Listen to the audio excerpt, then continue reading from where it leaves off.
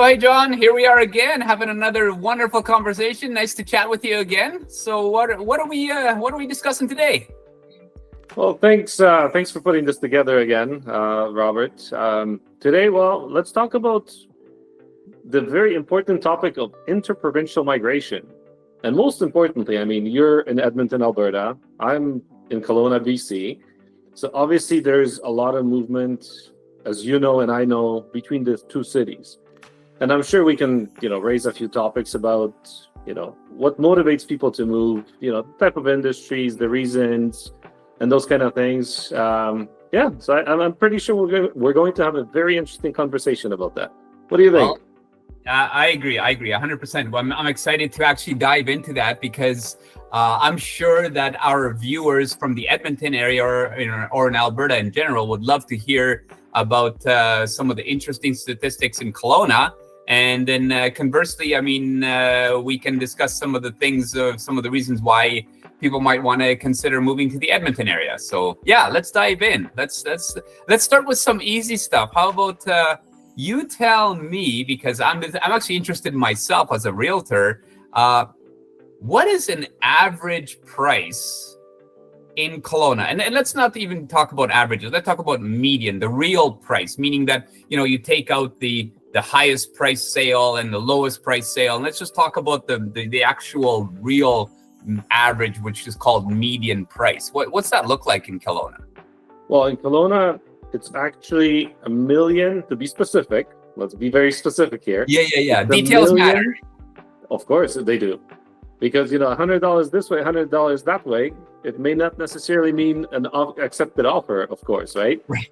So in Kelowna, it's $1,074,500.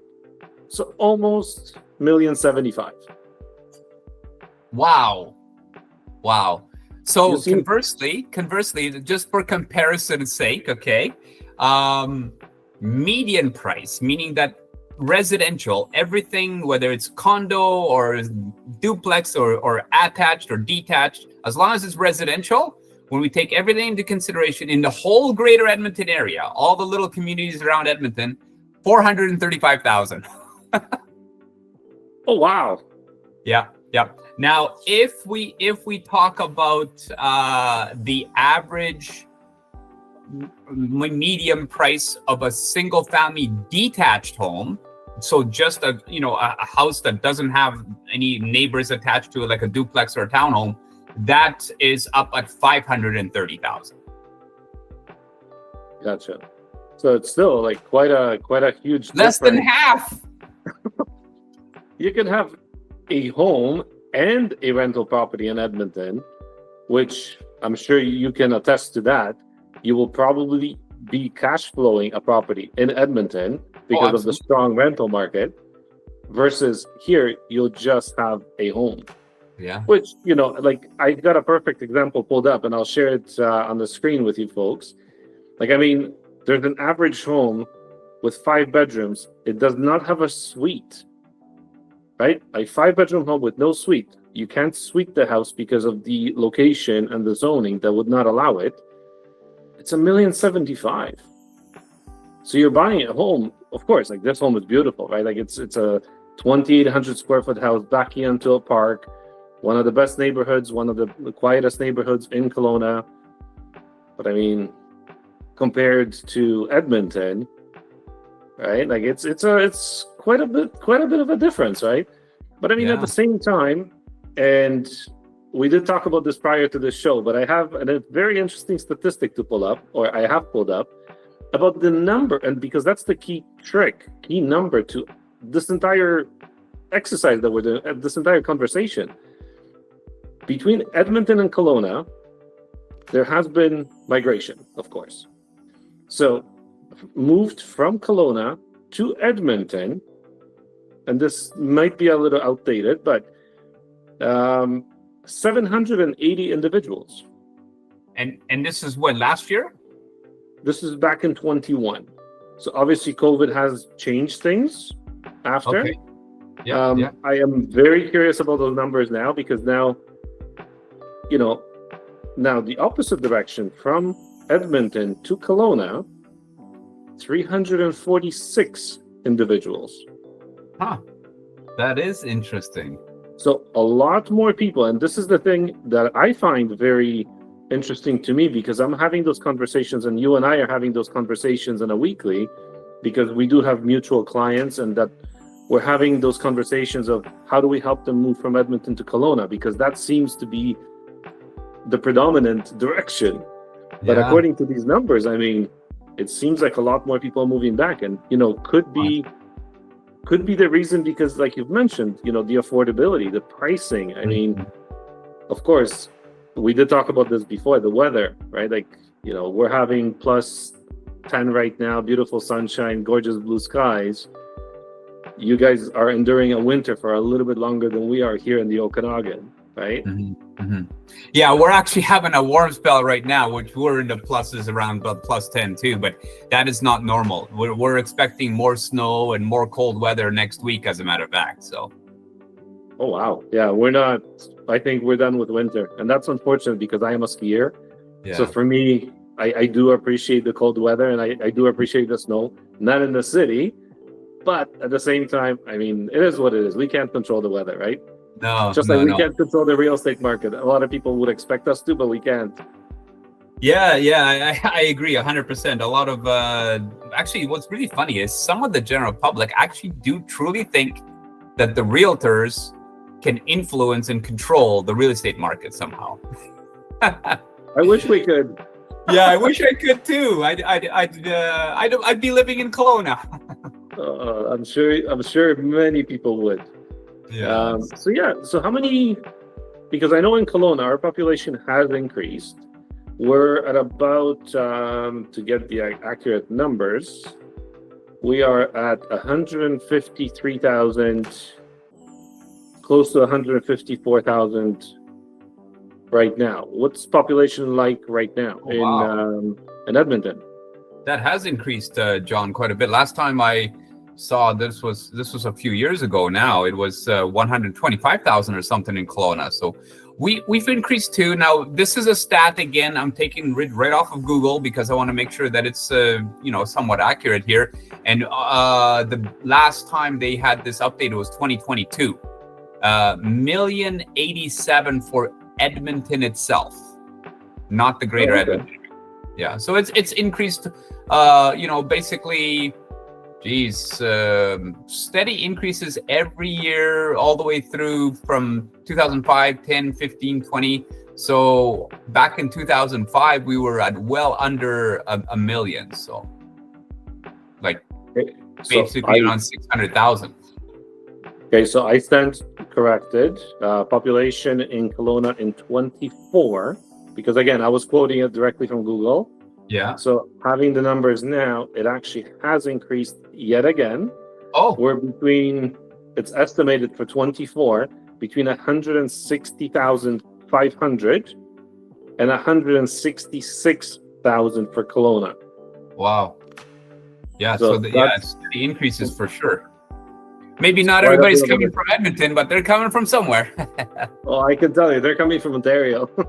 Yeah, for sure. That's what I'm hearing, and that's what I'm seeing. And I mean, I've helped the population of Kelowna already. I just helped a family of 5 relocate from Innisfil down to Kelowna, actually. So I know they're super happy, especially seeing the weather, how it's affecting the daily life in Ontario right now. It's definitely a lot easier here than back in Ontario. Oh, you're talking Innisfil, Ontario, because there's an Innisfil, Alberta. It's right between Edmonton and Calgary. It's a little town. No way. Well, this is a little town as well, so that's quite interesting that you bring that up. So we have to be specific which province, of course. Yeah, right? yeah, I guess so. So you know what? That takes me to another question. Again, it's because of myself having the interest, and I want to pass this on to my clients. Let's say we've got a client here that is looking at Kelowna because of the weather, because they love to go boating and skiing and all that good stuff. But they're nowhere near ready to retire. They're still in their 40s. They've got a family. They want to make sure that they go there with the intention of getting a job. What are the job prospects like? What are the main industry employers there? So the main one would be tourism, because obviously we are a tourist destination, and this happens during all the seasons. I know I speak a lot about skiing because I'm a skier, because I have the passion. But at the same time, golf courses, wineries, like it all draws people from all over the world. Yeah. So that's certainly one of the boating as well. That's why people go there for boating. I can't forget all the lakes that we have, of course, right? So definitely tourism being number one.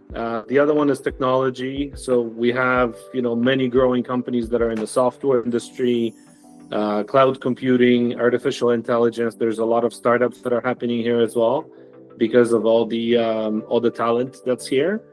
And at the same time, we cannot forget about KF Aerospace. They are one of the key employers in the aerospace industry, and what they have is they have contracts with airplane manufacturers where they do a lot of retrofits.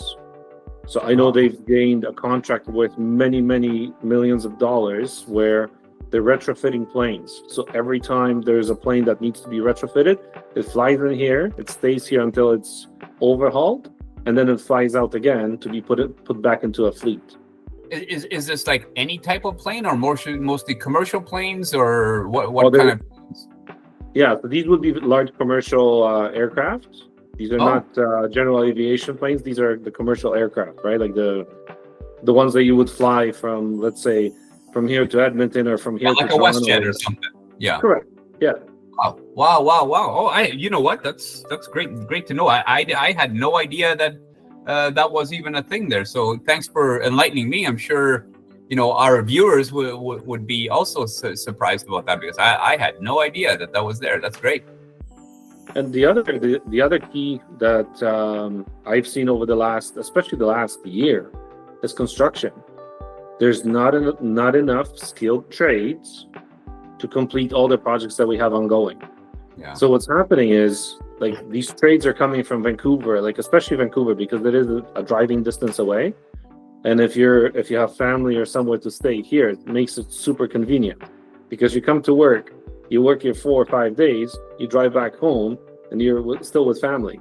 Yeah. Right? Which makes it super convenient. Yeah. But at the same time, how is that different from Edmonton? Like, what are your industries? Well, if somebody was to do it, in the other direction, as we were saying. Of course, just like when I think of Kelowna, I think wineries and tourism and lakes. The first thing that most people will of course, think of when it comes to Alberta in general is the energy sector. And so you can divide up Alberta into the south and north. So south, around Calgary area, that's all white collar. So mostly white collar jobs. That's where the planning, the head offices, and a lot of it has to do with the tech sector and the energy sector in general. So gas and or heavy oil. In Edmonton, we have a lot of the blue collar jobs here, meaning that the manufacturing of some of these huge vessels that are being ultimately used in the energy sector, whether it be in the gas industry or the heavy oil industry. A lot of the heavy oil is north yet, up in the Fort McMurray or Grand Prairie area. But we also have some refineries here right in Edmonton and around Edmonton area. Quite a few, as a matter of fact. So there's a lot of those kind of jobs, good quality, high paying, full-time, permanent jobs.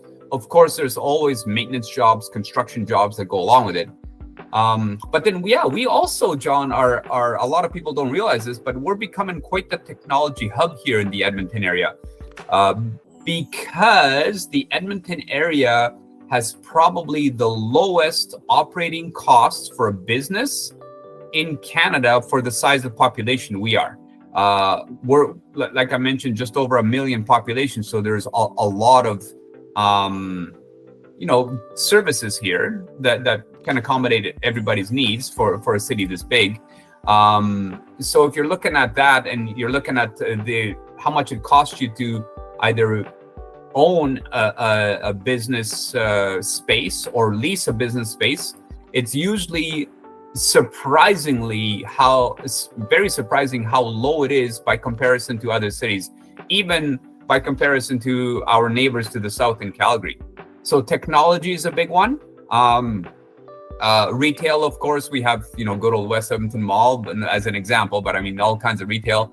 And then the other one that's a lot of people don't realize is we have a very robust health system here, where we have some amazing technologies and research in cancer, in heart care. In generally speaking, our healthcare system here at the U of A hospital, there's a lot of innovations that have happened here. So there's a few different areas where we're kind of diverse that way.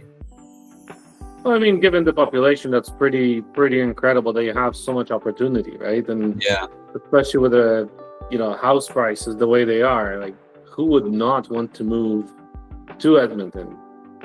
Actually, I'm glad you mentioned that, because you also, because the house prices are as low as they are, we also are struggling in the construction sector to have enough of the actual construction workers to build all these projects that are required. That's one of the big bottlenecks here, because I actually recorded a video about this. Edmonton has been a leader in innovating in streamlining the permitting process. It's all online now. The city of Edmonton just did this like last year, and there's next to nothing for red tape. So we've had an incredible amount of record-breaking new construction in the last year, but the stumbling block is always to actually get this built, because the permits are there, and to get it built, you still need the manpower, right? So.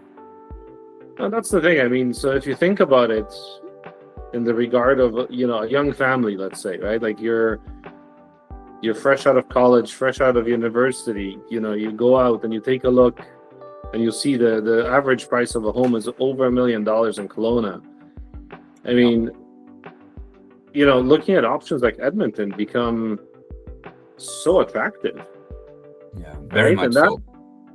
I mean, you have ski hills, you have, your recreational facilities and areas. I mean, you have options to still live a healthy lifestyle.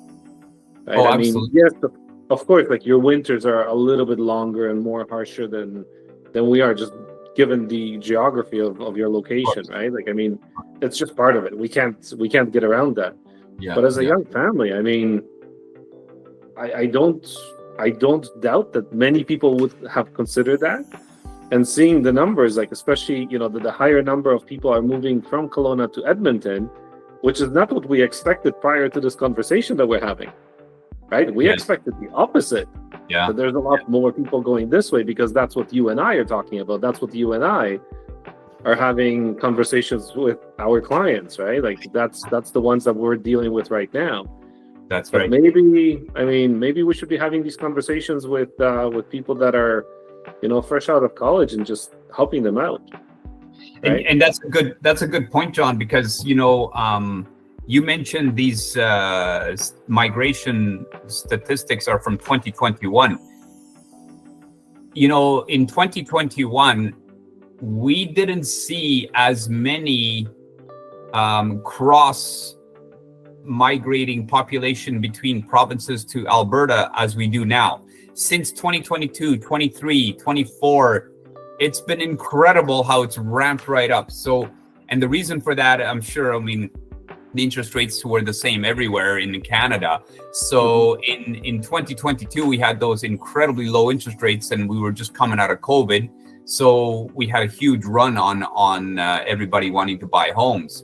And it, of course, increased the prices right across Canada, especially in places like Ontario and BC, Toronto, Vancouver, all those areas.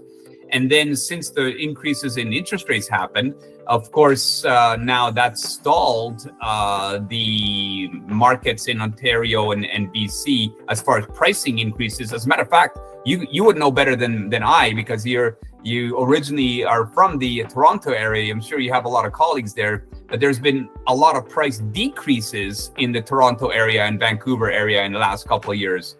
And those people are all moving to Alberta because it's so much cheaper to live here versus Ontario and BC.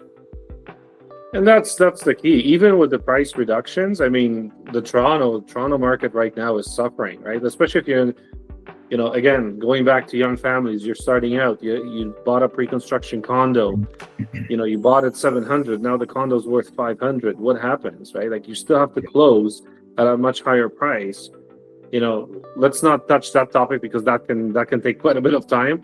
But unfortunately, that's what's happening, right? So if you look, living in Toronto, having the expenses of a big city, yes, but big city opportunities, but at the same time, you look at Edmonton and all the opportunities that you guys would offer for a younger individual, young family that just was able to purchase a condo, whereas they can purchase themselves a nice detached home out in a beautiful neighborhood of Edmonton and have all the job opportunities there. And I can place money on the bet, although I'm not a gambling individual. Not a gambler? No, not at all. But at the same time, I can say that I am sure that opportunities are much better in Edmonton for a family that's coming out of the GTA. I couldn't agree with you more. Absolutely, that is the case, and that is why we're seeing so much net migration to Alberta and in Edmonton in general. Another interesting fact is that in Edmonton, and I mean, it's a million plus population, so there's a lot of different demographics of people in different job industries. But the average household income, and this is back from 2022, is $116,000 a year for a population of 1 million. Oh, wow. So you couple that with the really low prices that you have to pay for real estate. Now, another thing, a lot of our viewers may not know this from across Canada, but not only does Alberta not have any provincial taxes, we actually have a tiny little property transfer tax. As a matter of fact, until October of last year, we had no property transfer tax. Now we have $900 on, say, a $500,000 home. How much would you have to pay for a property transfer tax on a $500,000 condo in Kelowna? I can tell you one thing. I just pulled up another statistic that I absolutely cannot wait to share. Okay. The interesting fact, in 23, there was, when you look at all the provinces, so BC has lost 8,624 people that left the province. Mm-hmm. You want to guess the number of the people that moved to Alberta? Because you guys haven't lost any. You gained 55,107 people. When was that? In 23. Okay, in 24 it was 200,000. Yeah. For Alberta, for all of Alberta. That's like the population of Red Deer. That's like almost 1.5 Kelownas. Right? It's crazy. We're suffering in the fact that we do not have enough homes to shelter all these people. So right now, that's our biggest stumbling block. Even though the city of Edmonton has pulled out all the stops and made this streamline the permitting process, it's still not enough. We're as a matter of fact, I jokingly said this before that I think Edmonton, I don't know if you know this or not, but they were on the news saying how they've got this contest about naming a municipal bird for Edmonton. Okay. I personally think it should be the crane, because there's cranes all over the place here in Edmonton. Not a blue jay, a crane. I love that. I mean, it's actually true. So it's funny because they are actually in the middle of trying to find a municipal bird to represent Edmonton. Well, then you should have a petition going and raise the crane as the official bird. Right? Oh man, that would be pretty good. Yeah. So sorry, I didn't answer that question of yours about property transfer taxes. Yeah. So it's 1% of up to 200,000. And then 2% between 200,000 and 2 million. Right, and then obviously it goes up from there, so it's 3% above 2 million. So definitely a lot more than the 900 that you guys have in Edmonton. Right. Yeah, no kidding. Wow. Yeah, so considerably more. mm-hmm. Well, Yeah, I mean, so and that's what's interesting is most of our viewers, if they're going to be viewing this video from across Canada, they're used to that. In Alberta, we're not. So I know. I know I mentioned this off air and when we had our conversations before. I lived in BC for a short time. I lived on Vancouver Island, and when I met with my lawyer to give him my down payment, he told me to bring an extra 20 grand, and I'm like, what? Oh yeah, he said there's property transfer tax. I'm like, what? What is that? So I was shocked, and that was on a $500,000 purchase. That was way back in 2007 yet. So now think of this. If you live in Toronto, you have a Toronto transfer tax. Right. That was like that in Victoria too. So Victoria was a municipal tax plus the provincial transfer tax. And then what's beautiful, I don't know if they do it like that in Toronto, but in Victoria, it was you pay the provincial property transfer tax is added, and then the municipal is added on top of that. So you're paying a tax on a tax. You gotta love Canadian politics. We're taxed to death here. I'm going to refrain from comment on that one. Well, come to Alberta. We have a lot less taxes. We don't like taxes over here. Well, it's interesting that you mentioned come to Alberta. I mean, I just recently visited, as you may know, I visited Calgary. Yes. I haven't been to Calgary for a bit. I mean, it's been about a year now, but what a difference. What a difference. I've never been to Edmonton, so definitely you and I will have to plan some sort of an event out in Edmonton. I would love to see and experience the growth and just seeing what the city has to offer and the area has to offer. But Calgary, let me tell you, I mean, what an incredible city. Like, beautiful. I come from Toronto where, like, standing in traffic is typical. Even, now moving to Kelowna and realizing how little you spend driving a car, how little you stand in traffic. Like, I mean, we complain about traffic because we have to stand still for 2 minutes, and I'm not exaggerating, for 2 minutes at a traffic light, right by the mall, because that's literally the only spot you'll stand in traffic. Or potentially on the bridge if you're going from Kelowna to West Kelowna, or vice versa, depending on the time of day. Yeah. But otherwise, I mean, you're not really standing in traffic at all. Yeah, and then going to a big city that has such great solutions, like Calgary, I mean, I didn't spend any time in traffic. And my experience was that, I was sitting in a coffee shop in the Southwest, and, I just needed to pick something up prior to heading home. And it was in the total opposite end of the town, which was on the north side. And I go, oh my gosh, like, I'm not sure if I have enough time to do so. I looked at the map. I looked at Google Maps, and it told me 22 minutes to go to the opposite end of the city. Yeah, that's a big city too. So I was really stunned by what it looks like and how it is. I was really truly impressed with that. I mean, just what a difference! What a difference! I'm glad you made that point, because you're right.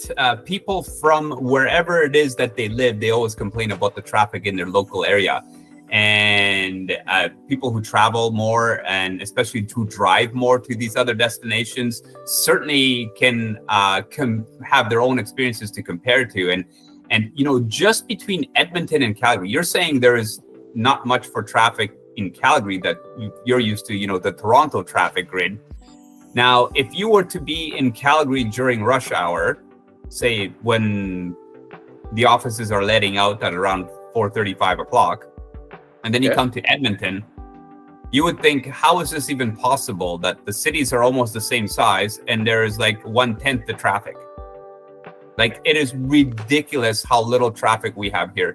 If you are at a stoplight for more than 10 minutes, including all the traffic that has to go during rush hour, that's shocking. That must be an accident. Where in Calgary, you could sometimes wait for 20 minutes to go 1 block if you hit it at the wrong time, just for volume. Interesting. Yeah, it's a big difference. Now, having said all that, it's still nothing compared to Toronto or Vancouver, the bigger cities for sure. And then, of course, again, when you go to a place like Kelowna, you've got you're 1/10, 1/5 the population. So of course you're going to have a lot less traffic. The only congestion I guess you would have is on that main road, the main highway 97 going through town, especially in the middle of summer, right? That's the busy kind of your only main route to go across the bridge, right? So correct. And I mean that comes with its own, with its own territory, obviously being a tourist destination. The traffic does increase in the summertime. I mean, if you drive down Lakeshore, you'll definitely know it's tourist season, because you see the increase in traffic, you see all the parking spots being occupied. I mean, it is a gorgeous spot in Canada. Obviously I am a little biased when it comes to it, but I do have to say, I believe we do truly live in one of the most beautiful places in Canada. I mean, I've traveled quite a bit, and I can attest to that. We truly live in paradise, I believe. I mean, I couldn't agree more. Right, early spring, late fall. If there's a downside, and I did talk about that on my socials as well. If there's a downside, I mean, I felt it myself, so I do have to express it, and I think it's worth mentioning, is that winters are so short. Daytime during the winter is so short that you can actually experience seasonal depression. Mm-hmm. And I've had that, like, very first year when I moved here. I actually didn't realize how bad it impacted me, and how quickly I rectified it via a trip down south. You get recharged, vitamin D, you get all the energy back. You come back here and you go, it's gray skies. And we do talk about, right? We do talk about Vancouver having all the rain and everything, and people not enjoying that as much, of course. But at the same time, like, when you have gray skies for quite a bit of, like, the 2-3 months, like, of the winter that we have in the city, that's the one thing that you have to be mindful of, right? But again, going back full circle, I mean, we're talking about this beginning of March. It's +10 outside. It's spring. Like, we're fully in a spring cycle already, right? So, and that's typical. I mean, we might be a little, like, maybe a week or two early, but this is typical. Yeah, it's super nice. I that is a good point, John, that you make, because that is something that I have also heard from other colleagues that live in Kelowna, and actually other clients for that matter that moved to Kelowna from this area. Is they did say that there was an adjustment period, because now that we're talking about we're on the subject of sunlight, daylight here in Alberta, both Calgary and Edmonton have some of the most sunshine days per year in all of Canada, as far as larger cities go. And I think, if I remember correctly, it's quite a few. I think it's well over 300 days for Calgary, and we're in Edmonton, we're maybe 20 days less than that per year of sunshine. So even when it's cold in the wintertime, we're still sunny. As a matter of fact, it's so darn sunny that because of all the snow, you have to wear a good pair of sunglasses when you're driving, because it's bright, very bright. But we do have short days, but we have sunny days. So at least that kind of makes up for the -20 weather sometimes that we experience in the winter. Mind you, it's a lot less than we used to, but it's definitely a fact for sure. So I have a question in regards to the weather then, because I know, call it a myth potentially. I hope it's a myth, but, like, how long is your winter?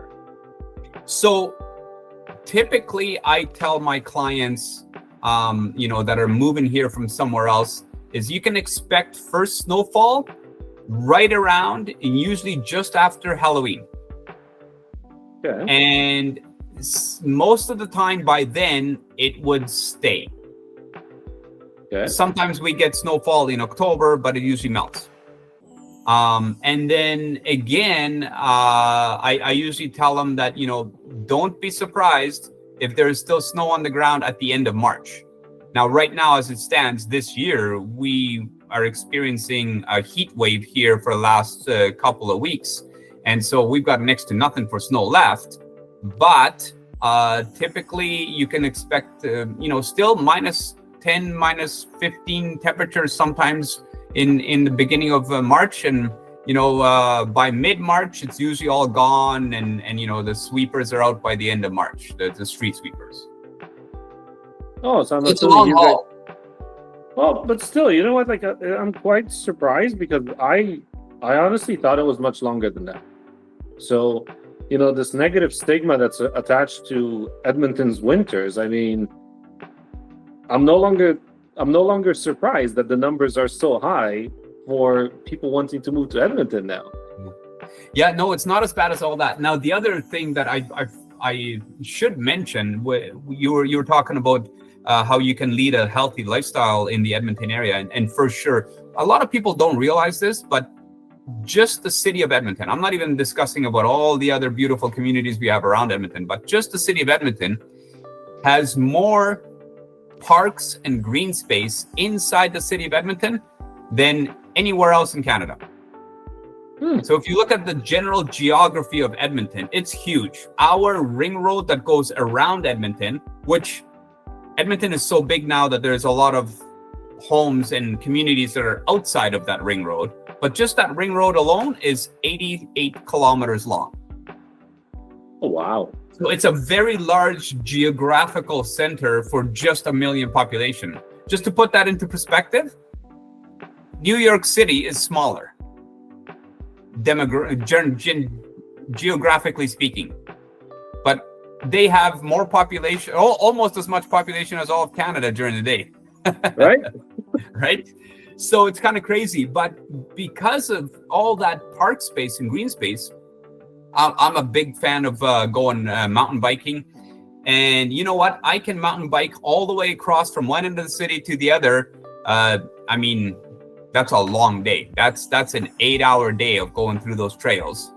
And they're all interconnected. You're going by the river. You feel like you're in the middle of the woods, but yet you're in the middle of the city. You're in the center of the city. That's where all those parks are. And that's, I can't compete with that for distance, but we can definitely compete for complexity and difficulty of trails for sure. Difficulties for sure. We don't have the mountains or hills you guys have. For sure. But I'm quite surprised by the accessibility as well. Like even till now, I mean, I've been here for a little bit already in Kelowna, but I can tell you the amount of trails for mountain biking. Oh, it's awesome. Is just an immense number. Like, I've been there and I love it. I agree. Yeah, I mean, there's such a huge selection of all these trails and whatnot. I mean, we have, I forget the number of wineries as well. Like I can sell Kelowna to anybody, right? Like it's just an incredible it's an place easy to sell. live. The wineries, I'm sure it's close to 500. I think it's yeah, like in such a small geographical area, right? Yeah, it's impressive. But yeah, definitely. I mean, Canada's such a beautiful country. I don't take it for granted because I did travel all across Canada. I did travel to quite a few cities. So I do have a true appreciation of this country. And I wish everybody would do so prior to, settling down, because then you truly pick the place, right? Right. And I mean, I've done that 20 years ago, just fresh out of college, just trying to figure out where do we go? What's the place? We went out east. We did the Maritimes. We've gone out west. We've realized that we found Kelowna. This was it. We've done Alberta. We didn't do Manitoba or Saskatchewan at that time, but we had the opportunity to do so recently. And I can tell you, there's so many beautiful places, whether it's Edmonton, Kelowna, Toronto. I mean, Canada truly has a lot of beautiful spots. Oh, I mean, Canada's the second largest country in the world. And really, it's almost like being in a whole bunch of different countries. It's so large from province to province to area to area. Like, it's just ridiculously amazing to be here. I mean, obviously, we're both from Poland originally. Poland can fit into half of Alberta, and yet it's almost got the same population as Canada. So you know what? There's a lot of beauty in Europe, in Poland, beautiful country as well. But if you look at how large and diverse Canada is, there's just amazing amounts of vast nature. I mean, unpopulated nature all around us. And that's the beautiful thing about whether you're in Kelowna or a big city, Calgary, Edmonton, Vancouver. You drive for half an hour outside of town and you're in the middle of nowhere, in the middle of nature. It's fantastic. Yeah. So I think the one key thing, and I mean, because I know we talked for quite a bit, I think to wrap it up and just to give a couple of insights for people that are considering whether they're moving from Kelowna to Edmonton or Edmonton to Kelowna or from anywhere to either one of our cities, right? We obviously are both realtors. We do offer real estate services, but at the same time, we've done this with our clients already, right? We've provided them with, moving company referrals. We've provided them with car transportations. Like, you've got a system in place to help people, guide them through all the registrations and whatnot, how to get licensed, driver's license, your cars. I have the same systems in place, obviously, to help people, because you are as passionate as I am about this, right? Like, you want people, and obviously people can tell through this video how much I love Kelowna and how much you love Edmonton. Joking aside that you want to move to Kelowna, I know that. I know you love your city, and I do. Obviously, we have these solutions in place for people, and we try and, like, both of us obviously are trying to make it super simple for people just to say, you know what, I'd like to move, help me. That's all they have to say, right? Like, I mean, I'm pretty sure I covered it all, unless you have something else. No, you're 100% right. I mean, obviously, we're here to provide value with this information, but also, of course, if any of our viewers have any questions, just drop them down in the comments below, whether for myself or for John. We read all the comments. We'll respond to them all. We'd love to hear your take, as a matter of fact, as a viewer. What do you think about Kelowna? What do you think about Edmonton? What works better for you in your particular time of life? Like, where are you at? Are you a move up buyer? Are you just starting a family? Are you getting ready for retirement? Love to hear all those comments. Oh, 100%, because I mean, it's like, especially when you take those numbers and you compare it to what we're seeing in the marketplace, right? Like, who are the people that are moving to Edmonton? Right. Who are the people that are moving to Kelowna? Where is that demographic? What are those statistics? I'd love to know that breakdown. And I mean, that's why every time I learn that somebody moves from a different city, I automatically ask 15 questions. I'm like, oh my God, can I have 2 minutes of your time? I have so much to ask. Right. And it doesn't matter whether they, obviously, if they dealt with me for the transaction, for the relocation, I would know all those questions prior to. Right. But even if somebody's has dealt with somebody else, I am even more curious, because that's the story I didn't hear yet. Agreed. So if anybody has anything, I'd love to talk to you. I'd love to find out, because that excites me a lot. Like, I love this aspect of real estate, the relocation aspect. I love it. Agreed, 100%. So viewers, please put those comments down below. We'd love to hear from you. And you know what? Subscribe, like. We'll make sure that you don't miss out on any of our future videos. And for now, John, thank you very much for your time on the video. I really appreciate it. Well, thank you for your time, Robert. I appreciate your time as always. I love these conversations. I love our interaction. And, we're here to help in any way we can. So let us know. Absolutely. Looking forward to it, John. Until next time. Till next time. See ya. Bye.